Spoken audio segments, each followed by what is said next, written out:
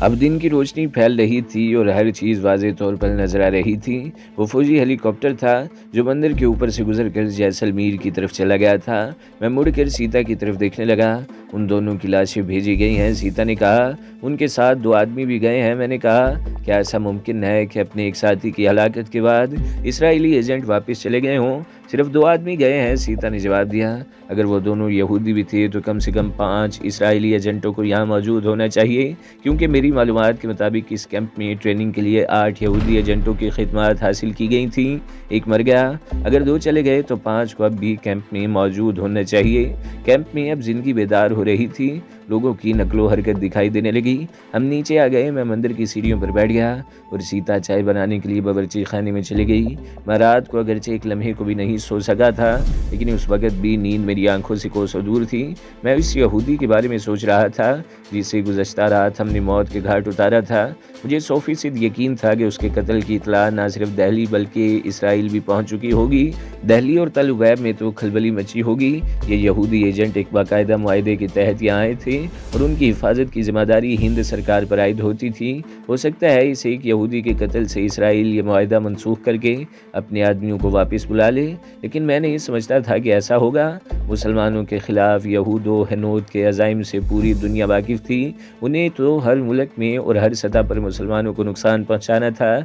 ये दोनों शैतानी कुव्वतें दुनिया भर में मुसलमानों के खिलाफ एक दूसरे से ताउन करने को तैयार थीं।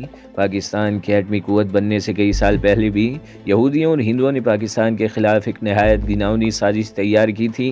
इसराइलियों और हिंदुओं का वो मंसूबा बड़ा खौफनाक था। वो मंसूबा इस्लामाबाद से चंद मील दूर कहोटा पर हमला करके एटॉमिक लेबॉरेटरी को तबाह करने का था।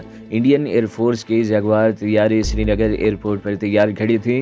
उन तैयारों के पायलट इसराइली थे जो परवाज़ के लिए इशारे के मुंतज़िर थे, लेकिन पाकिस्तान को बरवक़्त इस साजिश की इत्तला मिल गई और आन वाहिद में किसी भी सूरत हाल से निबटने की तैयारी मुकम्मल कर ली गई। पाक फ़िज़ाइया के शाहीन शिकार की तलाश में फ़िज़ा में पहुँच चुके थे, मगर भारतीय हुक्मरानों को भी पाकिस्तान की तरफ से इस तैयारी की इत्तला मिल गई और उस तरह उनकी ये साजिश नाकाम हो गई। और अब इन दोनों शैतानी कुव्वतों ने पाकिस्तान और कश्मीर के ख़िलाफ़ जो मंसूबा बनाया था वो बहुत ख़तरनाक था और इस मंसूबे को पाया तकमील तक पहुँचाने के लिए इसराइली इंटेलिजेंस मोसाद के चंद ख़तरनाक एजेंट यहाँ आए हुए थे, जिसमें से एक गुज़श्ता रात हमारे हाथों मारा गया था। और मैं नहीं समझता था कि एक यहूदी के मारे जाने से ये मंसूबा ख़त्म कर दिया जाएगा। चाय पीने के दौरान भी मैं और सीता इस मौजू पर बातें करते रहे। सूरज तुलू होने के थोड़ी ही देर बाद मौसम में तब्दीली आने लगी। पहले हवा के झोंके बड़े खुशगवार और फरहत बख्श लग रहे थे, लेकिन अब आहिस्ता आहिस्ता हवा में रेगिस्तान की गर्मी शामिल होती गई।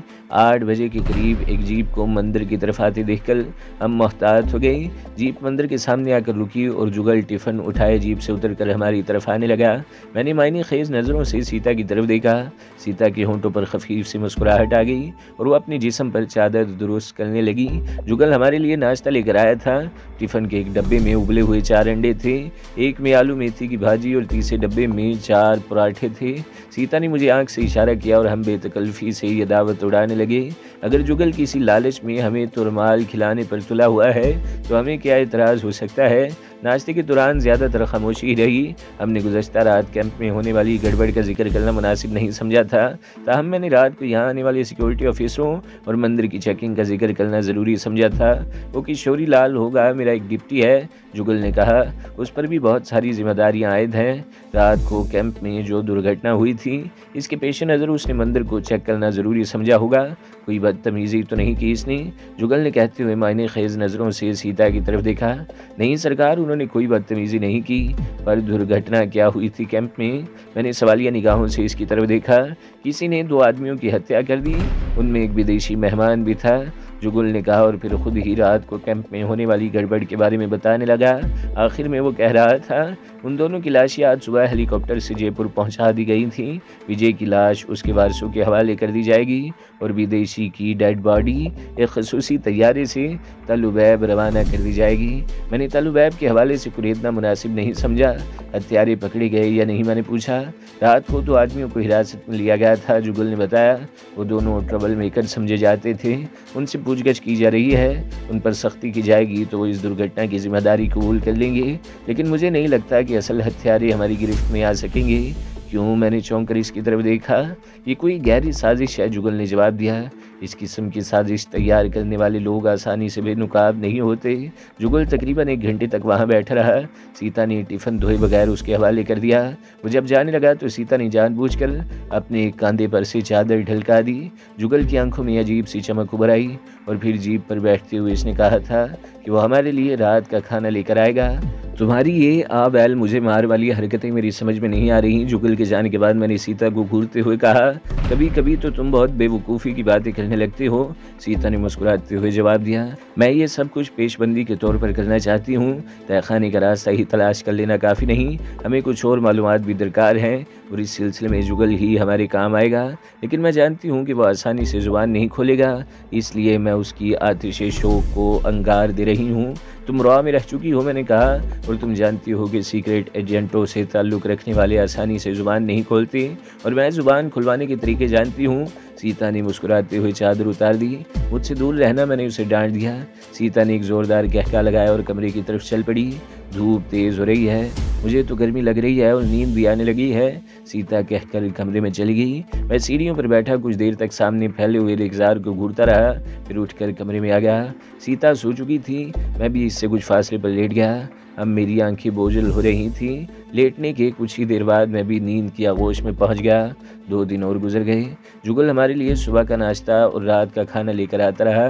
सीता उसे झलकियां दिखा दिखा कर उसके जज्बात को भड़का रही थी और मेरे ख्याल में ये ख़तरनाक हरकत थी। मैं समझता था कि सुरंग का रास्ता मिल जाने के बाद हमें किसी की मदद की ज़रूरत नहीं रही थी, लेकिन सीता न जाने क्यों उससे क्या उगलवाना चाहती थी। वो तीसरा दिन था। जुगल हस्बे मामूल हमारे लिए रात का खाना लेकर आया था।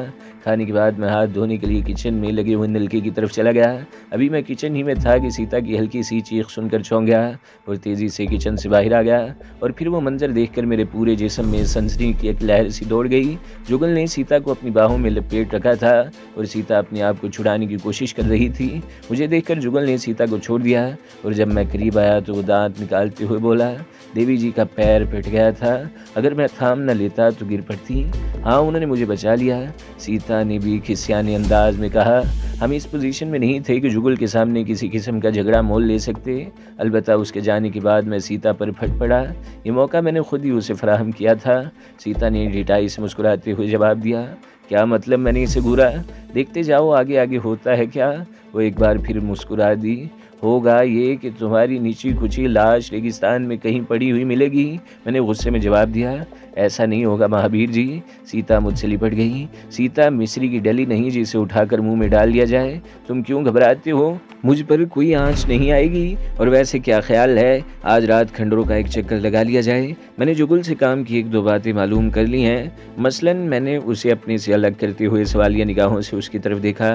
तमाम यहूदी कैंप में मौजूद हैं और कैंप की सरगर्मियाँ मामूल के मुताबिक जारी हैं। सीता ने जवाब दिया, इन यहूदी एजेंटों का कैप्टन तोशे दायान हेलीपैड के करीब एक बंगले में मुकीम है और मज़े की बात यह है कि उस बंगले के आसपास कोई रिहायशी मकान भी नहीं है। उसके पास सिर्फ एक खिदमतगार है। जुगल के कहने के मुताबिक पहले यहूदी के कत्ल के बाद दूसरे यहूदियों की रिहाइश गाहों पर सिक्योरिटी गार्ड्स तैनात कर दिए गए हैं, मगर उन्होंने गार्ड्स को हटा दिया।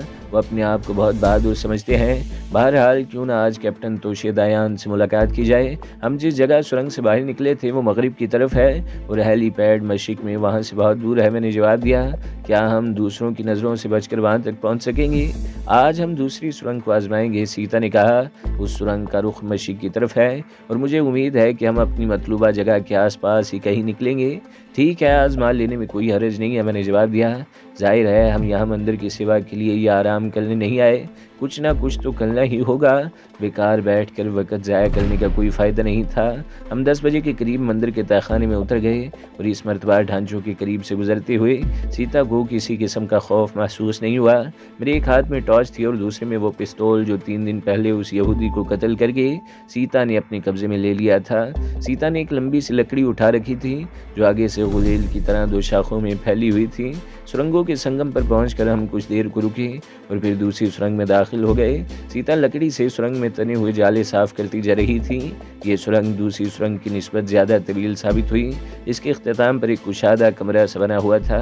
हैरत की बात तो ये थी कि पूरी सुरंग में कहीं भी घुटन का एहसास नहीं हुआ था और इस जगह पर भी लगता था जैसे किसी तरफ से ताज़ा हवा आ रही हो। वो हवा अगरचे नाकाफ़ी थी लेकिन घुटन नहीं हो रही थी।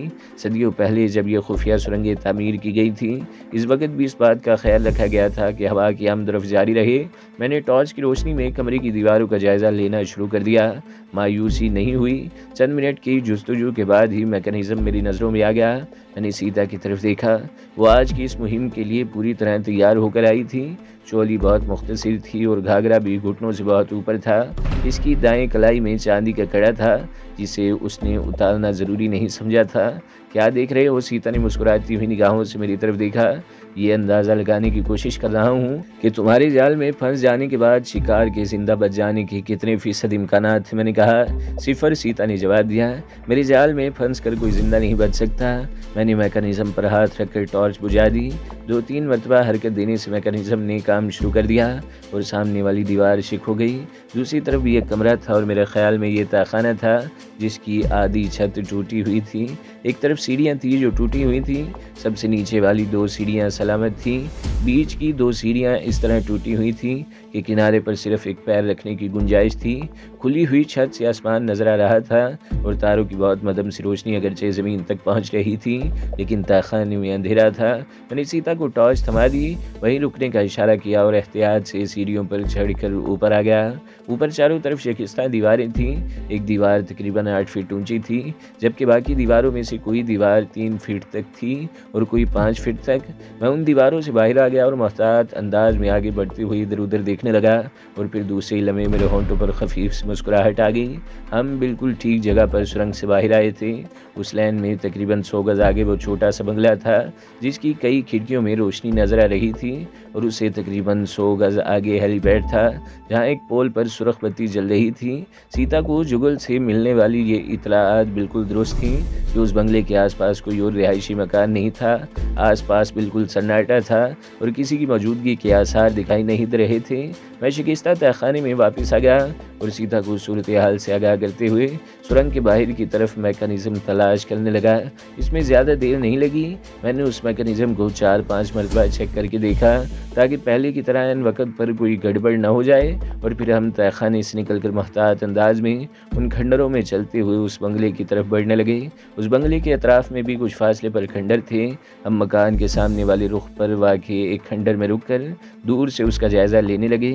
उस बंगले के सामने कोई कंपाउंड वगैरह नहीं था। इस तरफ भी खिड़कियों में रोशनी थी जिनके सामने बारीक पर्दे पड़े हुए थे।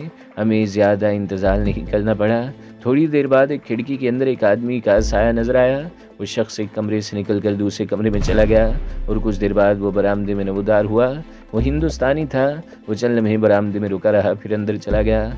क्या ख्याल है? सीता ने मेरी तरफ देखते हुए सरगोशी की। जाओ, मैंने कहा, मैं तुम्हें यहाँ से कवर दूंगा।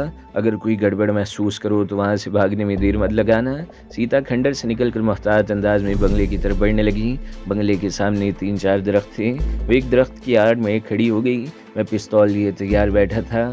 जैसे जैसे वक्त गुजर रहा था मेरे दिल की धड़कन तेज़ होती जा रही थी। तकरीबन 10 मिनट गुजर गए और ये 10 मिनट 10 सदियों पर भारी महसूस हो रहे थे। वो आदमी एक बार फिर बरामदे में नमूदार हुआ। उसके हाथ में शराब की बोतल खाली थी। वो बरामदे से निकल कर चंद गज आगे बढ़ा और बोतल एक तरफ उछाल दी और जैसे ही वापस मुड़ा दरख्तों की तरफ से शी की आवाज़ सुनकर रुक गया और मुड़कर उस तरफ देखने लगा। पिस्तौल पर मेरी गिरफ्त मजबूत हो गई और उंगली ट्रिगर पर पहुंच गई। ये सीता के लिए संगीन तरीन लम्हात थे। उसे अगरचे अपने आप पर पूरा एतमाद था लेकिन उस शख्स को अगर ज़रा सा भी शुबा होगा तो इसकी ज़िंदगी ख़तरे में पड़ सकती थी। सीता दरख्त के साए से निकलकर आहिस्ता आहिस्ता आगे बढ़ने लगी। उसने दोनों हाथ पुष्ट पर रखे हुए थे और सीना तान कर मटक मटक कर चल रही थी।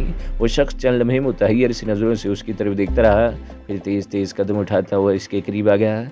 ए, कौन हो तुम? मेरा फासला 20 गज से कम नहीं था। उस शख्स की आवाज़ बहुत साफ तौर पर सुनाई दे रही थी। इसने होंठों पर उंगली रखकर उसे खामोश रहने का इशारा किया। सरगोशियाना लहजे में कुछ कहा और फिर उसका हाथ पकड़कर उसे दरख्तों के साए में ले गई। बरामदे में जलने वाली मध्यम सी रोशनी इन तक भी पहुंच रही थी। सीता उस आदमी से चिपकी खड़ी थी और फिर उस शख्स ने एक हाथ इसकी कमर में हमाइल कर दिया। मेरे होंठों पर खफीफ से मुस्कुराहट आ गई। सीता का जादू काम कर गया था। उस शख्स की ज़िंदगी की मोहलत की उल्टी गिनती शुरू हो चुकी थी। उसने सीता का चेहरा दोनों हाथों में ले लिया और अपना चेहरा उस पर झुकाने लगा। वो सीता के होंठों पर बोसा देना चाहता था, मगर सीता ने बड़ी होशियारी से उसे पीछे हटा दिया और कुछ कहते हुए उस खंडर की तरफ इशारा किया जिसमें मैं छुपा हुआ था। वो दोनों इस तरफ आ रहे थे। मैंने पिस्तौल जेब में डाल दिया। अब मुझे जो कुछ करना था खाली हाथों से करना था। सीता उस शख्स को लेकर एक शिकस्ता दीवार के करीब बैठ गई। खासा बेचैन था मैं। जल्दी क्या है, इत्मीनान से बैठो, सीता की सरगोशी सुनाई दी। वो साला तोशे दायान बड़ा हरामी है, उस शख्स ने कहा। ज़्यादा देर हो गई तो छड़ी से मेरी खाल उधेड़ देगा। ये साले यहूदी पता नहीं अपने आप को क्या समझते हैं। डरो नहीं दायान, मुझे तुम्हारे साथ कमरे में दाखिल होते देखेगा तो सारा गुस्सा भूल जाएगा। सीता ने जवाब दिया। वैसे तुम हो कौन, पहली मर्तबा तुम्हें देख रहा हूँ, वो शख्स बोला। तुम्हें आम खाने से मतलब है या पेड़ गिनने से, सीता ने कहा। वैसे तुम जानते हो इन यहूदियों को खुश रखने के लिए हम जैसी हसीन नारियों को यहाँ लाया जाता है। मुझे श्री जुगल लेकर आया था। इस यहूदी के पास जाने से पहले मैंने सोचा कि तुम्हें भी खुश कर दिया जाए। बड़ी कृपा है तुम्हारी, बड़ी दयालु हो तुम, वो शख्स कहते हुए सीता को बाजू से पकड़कर अपनी तरफ खींचने लगा। और ठीक उसी वक्त मैंने दीवार पर चढ़कर उस पर छलांग लगा दी। मैंने उसे अपनी जगह से हरकत करने का मौका नहीं दिया। मेरा एक हाथ इसके मुंह पर था और दूसरा बाजू इसकी गर्दन पर लिपट गया। सीता उछलकर दूर हट गई। वो शख्स बुरी तरह मचल रहा था, लेकिन उसकी गर्दन पर मेरी गिरफ्त आईनी शिकंजे की तरह थी। मैंने उसकी गर्दन को लगातार कई झटके दिए। वो आखिरी मरतबा बुरी तरह मचला। वो कुछ देर तक ज़मीन पर एड़ियाँ रगड़ता रहा। फिर उसके जिस्म को आखिरी झटका लगा और वो बेहिस्सो हरकत हो गया। मैंने इसे छोड़ दिया और दीवार से टेक लगाकर गहरे गहरे सांस लेने लगा। उसकी गर्दन तोड़ने में मुझे दांतों पर पसीना आ गया। चलो अब ज़्यादा देर मत करो, मैंने सीता की तरफ देखते हुए कहा। हम दोनों उस खंडर से निकलकर बंगले के सामने दरख्तों के नीचे आ गए। मैंने पिस्तौल जेब से निकाल कर हाथ में ले लिया था। मैं वहीं रुक गया और सीता तेज़ तेज़ कदम उठाती हुई बरामदे में पहुंच गई और बत्ती बुझा दी। मैं भी तेज़ तेज़ कदम उठाता हुआ बरामदे में पहुंच गया और ठीक उसी लम्हे अंदर से गूंजती हुई आवाज़ सुनाई दी। रंजीत, कहाँ मर गया तुम? मैंने सीता को इशारा किया। वो खुले हुए दरवाजे से अंदर दाखिल हो गई। अंदर किसी कमरे से तोशे दायान की आवाज़ सुनाई दी। वो रंजीत को पुकार रहा था और रंजीत अब इस दुनिया में नहीं रहा था। मैं भी सीता के करीब पहुंच गया और दूसरे दरवाजे से झांक कर अंदर देखने लगा। वो सिटिंग रूम था। रंगीन टीवी चल रहा था। स्क्रीन पर उबरानी ज़ुबान का कोई प्रोग्राम चल रहा था। जाहिर है ये इसराइल का कोई चैनल था। यहाँ खंडरों में भी उन यहूदियों को हर सहूलत फराहम की गई थी। दाएं तरफ सोफे पर तोशे दायान बैठा हुआ था। वो कदरे भारी भरकम और दरमियाने कद का आदमी था। उसके एक हाथ में शराब का गिलास था और दोनों पैर उसने सामने कॉफ़ी टेबल पर रखे हुए थे, जिस पर एक तरफ शराब की बोतल भी रखी हुई थी। मैंने सीता को इशारा किया। इसने खुले हुए दरवाजे पर हल्की सी दस्तक दी और मुस्कुराती हुई अंदर दाखिल हो गई। तोशे दायान ने मुड़कर देखा। इसकी आंखों में उलझन सी तैर गई। उसने शराब का गिलास मेज़ पर रख दिया। मुझे श्री जुगल ने आपकी सेवा के लिए भेजा है और रंजीत को आज की रात के लिए वापस बुला लिया है, सीता ने मुस्कुराते हुए कहा। तोशे दायान गहरी नज़रों से सीता को घूर रहा था। सीता के हुस्न शबाब ने उसे ज़्यादा मुतासिर नहीं किया था। वो जब सीधा हुआ तो इसके हाथ में पिस्तौल देखकर मुझे सीने में सांस डूबता हुआ महसूस होने लगा। ठीक है, उस तरफ खड़ी हो जाओ। उसने सीता को पिस्तौल से इशारा किया और उठकर सोफे के दूसरी तरफ पहुंच गया। उसने टेलीफोन की तरफ हाथ बढ़ा दिया। मुझे समझने में देर नहीं लगी कि वो जुगल से तस्दीक करना चाहता था। उसने जैसे ही रिसीवर पर हाथ रखा, मैं उछलकर सामने आ गया। उस वक्त मैंने पिस्तौल को दोनों हाथों में पकड़ रखा था। आवाज़ सुनकर दायान ने मेरी तरफ देखा और पिस्तौल वाला हाथ ऊपर उठा दिया, लेकिन मैंने उसे फायर करने का मौका नहीं दिया। मैं एक के बाद दीगरे पिस्तौल का ट्रिगर दबाता चला गया। मैंने 3 फायर किए और तीनों गोलियां निशाने पर बैठीं। एक गोली इसकी खोपड़ी में और 2 सीने में लगी। वो टेलीफोन पर गिरा और मेज समेत दूसरी तरफ उलट गया। पिस्तौल इसके हाथ से छूट गया था। सीता ने लपक कर उसका पिस्तौल उठा लिया और हम बाहर की तरफ भाग खड़े हुए बंगले से निकलकर चंद ही गज दूर पहुंचे थे कि अचानक ही एक आदमी ने किसी तरफ से निकलकर हमारा रास्ता रोक लिया। कौन हो तुम लोग, रुक जाओ, वो चीखा। तो दोस्तों, अगली किस्त सुनने के लिए हमारे चैनल को ज़रूर सब्सक्राइब करें, वीडियो को लाइक करें और बेल के आइकन पर भी क्लिक कर दें ताकि हर जो आने वाली वीडियोज़ हैं वो आपको सबसे पहले मिलती रहें।